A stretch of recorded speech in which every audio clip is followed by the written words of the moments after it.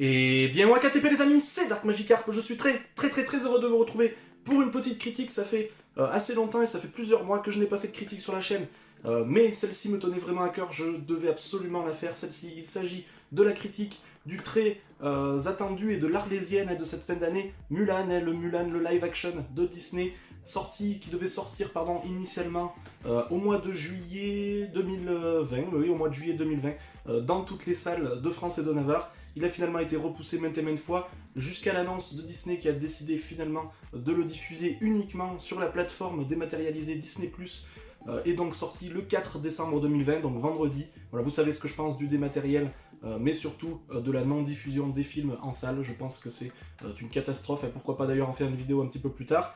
Qu'est-ce que j'ai pensé de ce film? Alors je vais essayer de rien vous dire, petit indice quand même. Vous allez voir que cette critique est absolument unanime, vous allez voir que c'est soit tout bon, soit tout mauvais. Je pense que vous aurez certainement compris. Donc vous allez découvrir tout ça en détail avec les points positifs et les points négatifs juste après le générique. Ça va être assez rapide. Top au générique et top à la vachette.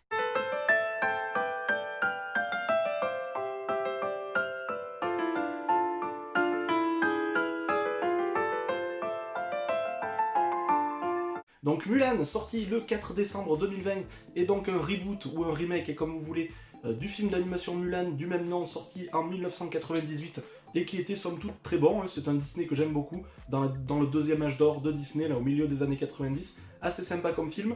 Alors un film live action avec des acteurs bien évidemment asiatiques, beaucoup sont des acteurs assez inconnus dans le milieu occidental, mais on a quand même deux acteurs assez connus, même très connus, puisqu'il s'agit du mythique Jet Li, que l'on ne présente plus, mais aussi de Donnie Yen, que vous avez découvert notamment dans la saga Ip Man, et dans le fameux Rogue One. Voilà, il avait joué un rôle assez sympa, le rôle de Chirrut Imwe, c'était assez sympa.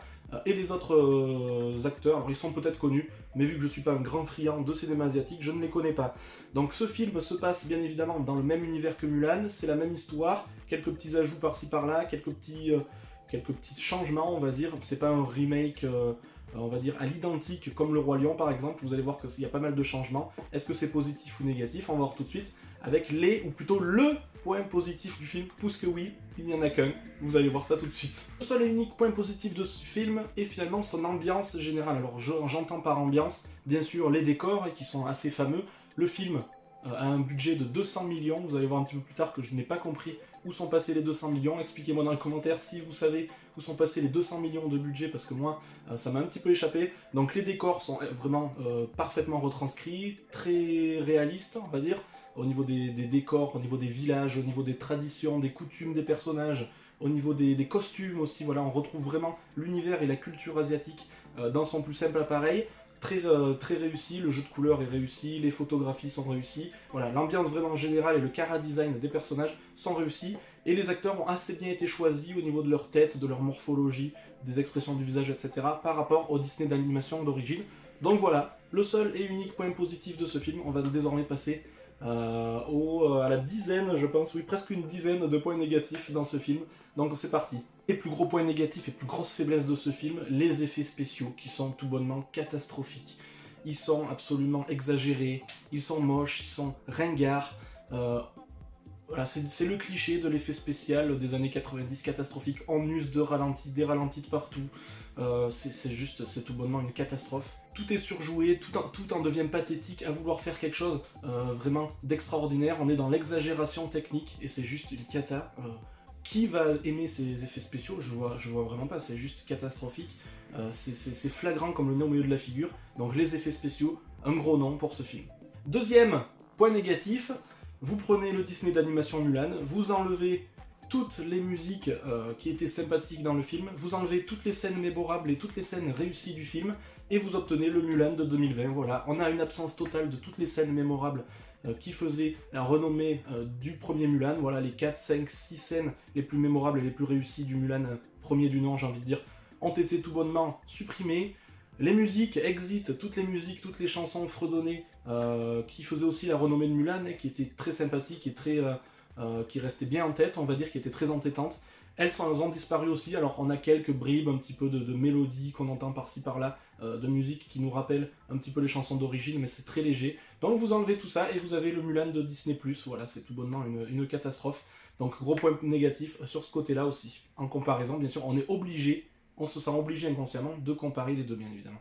Autre gros point négatif, j'ai décidé de les regrouper parce que sinon on en aurait 15, c'est le fait qu'on a une absence totale d'intérêt de ce film par rapport au Disney originel. On n'apprend rien, on n'a rien qui nous permet de dire, voilà, on aurait pu avoir quelques scènes supplémentaires qui nous expliquent ceci, cela, qui nous aurait fait dire, même si le film est mauvais, il a un intérêt, etc. Là, on n'a vraiment aucun intérêt, on n'a aucune scène épique, on n'a aucune scène vraiment mémorable, on n'a pas d'épisme, on n'a pas d'émotion, on ressent rien durant ce film, et le rythme est mauvais, enfin, voilà, ce film, on dirait vraiment une série B asiatique qu'on découvrirait sur une plateforme secondaire ou sur une chaîne secondaire de la TNT, c'est juste catastrophique de ce côté-là. On n'a rien de mémorable, rien n'est réussi en termes techniques, en termes de film, c'est juste catastrophique aussi, je crois que je l'ai déjà dit 50 fois, mais c'est vraiment le cas. Et dernier point négatif, ce film est vraiment lisse, il est édulcoré, voilà, c'est vraiment la politique Disney de nos jours et la politique un petit peu même de la société en général. Il faut pas, voilà, faire de scandale, etc. Donc on a tout lissé, tout est édulcoré, on n'a pas de sang, on n'a pas trop de violence non plus. Enfin, on a de la violence, mais voilà, tout est édulcoré, tout est lisse, tout est lissé, tout est un petit peu neutre, tout est un petit peu fade, voilà, c'est un petit peu catastrophique de ce côté-là. On a aussi, voilà, j'avais oublié de vous le dire, ça, mais au rang des comparaisons avec le Disney d'origine, on a changé le nom du méchant, voilà, on change le nom. Il y a un gars qui s'est dit, on va changer le nom, c'est pas grave, on s'en fout. Et on a une femme, voilà, qui apparaît et qui domine un petit peu ce méchant. Pour encore une fois, il fallait mettre une femme, voilà, ça c'est de bon goût aussi, c'est juste catastrophique. Voilà, on a tout ce qui fait la renommée un petit peu de la société moderne et du cinéma moderne et Disney. Alors moi ce que je me demande vraiment, voilà, j'en ai fini avec les points positifs et les points négatifs. Pour résumer, ce que je me demande, c'est comment peut-on aimer ce film déjà. Donc s'il y en a qui ont aimé ce film, je suis vraiment curieux.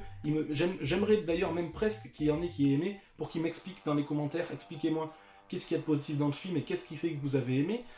Et aussi ce que je me demande, c'est comment Disney, qui est quand même un studio exceptionnel, c'est quand même des grands professionnels, comment en visionnant le film ils ont pu se dire ça passe, c'est nickel, c'est un très bon film, on va diffuser ça. Alors finalement, heureusement qu'il y a eu le Covid, j'ai envie de dire, et que ce film n'est pas sorti en salle, parce que ça aurait été absolument catastrophique. Alors certains vont me dire, oui mais c'est pour les enfants, etc. Mais même nos enfants, les enfants méritent mieux que ça. Pourquoi nous on a eu des choses super, pourquoi maintenant?